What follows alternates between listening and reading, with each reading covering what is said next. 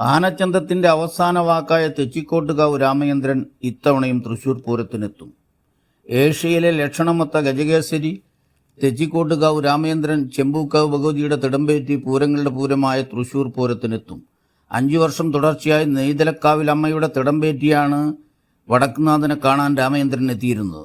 ഇത്തവണ ചെമ്പൂക്കാവ് ഭഗവതിയുടെ തിടമ്പേറ്റാനാണ് തെച്ചിക്കോട്ടുകാവ് രാമചന്ദ്രന്റെ നിയോഗം. പൂരത്തിനെത്തുന്ന ലക്ഷക്കണക്കിന് പൂരപ്രേമികൾക്ക് തൃശൂർ പൂരത്തിന്റെ വെടിക്കെട്ട് പോലെ തന്നെ ഹരമാണ് തെച്ചിക്കോട്ടുകാവ് രാമചന്ദ്രനെ കാണുക എന്നതും. എഴുന്നള്ളിപ്പിന് എത്തിക്കഴിഞ്ഞാൽ ആ ചടങ്ങ് കഴിയുന്നതുവരെ അതിന്റെ ഗാംഭീര്യവും തലയെടുപ്പും ഒട്ടും ചോരാത്ത നിലയിലാണ് രാമചന്ദ്രൻ ഉത്സവപ്പറമ്പുകളിൽ നിൽക്കാറ്.